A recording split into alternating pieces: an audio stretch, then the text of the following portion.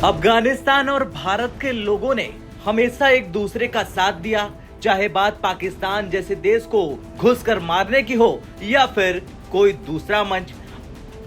अब इसी साथ को देखकर चीन ने भी भारत की नकल की, लेकिन ये नकल तब की जब सत्ता में तालिबान है।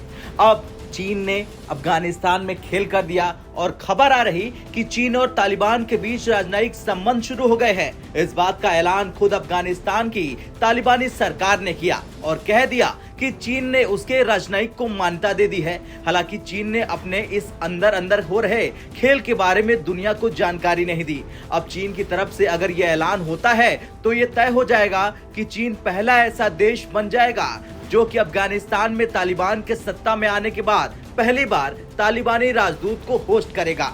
यानी कुल मिलाकर कहा जाए तो ये कह सकते हैं कि तालिबान का अधिकारी घुस गया है चीन में।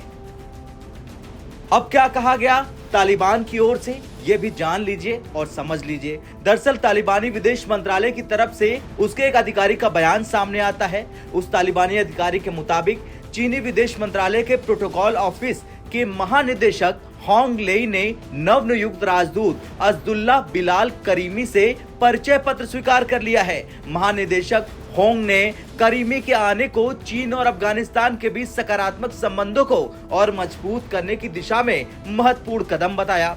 अब इसके बाद तालिबान ने बिना रुके बयान जारी कर दिया, जिसके मुताबिक चीन राष्ट्रीय संप्रभुता और अफगानिस्तान के लोगों के फैसले का सम्मान करता है। हम अफगानिस्तान के आंतरिक मामलों में हस्तक्षेप नहीं करते और न ही अतीत में ऐसा किया है। अफगानिस्तान के क्षेत्र से किसी को कोई खतरा नहीं है और क्षेत्रीय स्थिरता और सुरक्षा सभी के हित में है। वैसे खबर के मुताबिक नियुक्त किए गए नए राजदूत की बात करें तो ये युवा हैं और इनकी उम्र करीब 30 से 35 साल के बीच है। और बिलाल करीमी हाल में तालिबान के नेतृत्व वाले सूचना मंत्रालय में उप प्रवक्ता के पद पर तैनात थे। अब ये सब जानने के बाद आपको ये भी जान लेना चाहिए और समझ लेना चाहिए कि चीन आखिर तालिबान के साथ क्यों उतर आया और ये राजनयिक संबंध वाला खेल क्यों खेला जा रहा है। तो इसके पीछे दो चीजें हैं। एक तो ये कि चीन जानता है कि अफगानिस्तान के लोग हमेशा भारत के साथ खड़े होंगे।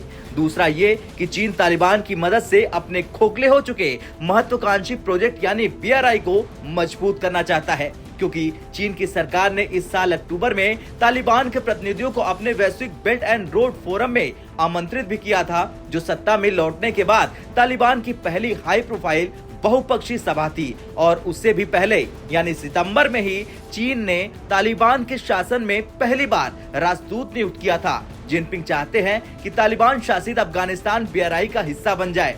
अब ये तो खेल था चीन का, अब देखना ये होगा कि चीन के इस दांव के बाद क्या करेगा भारत। और क्या आपको लगता है चीन का ये खेल तालिबान वैसे ही खराब करेगा जैसे उसने पाकिस्तान का किया था? अब आपका क्या कुछ कहना है, कमेंट कर जरूर बताएं। ब्यूरो रिपोर्ट, भारत तक।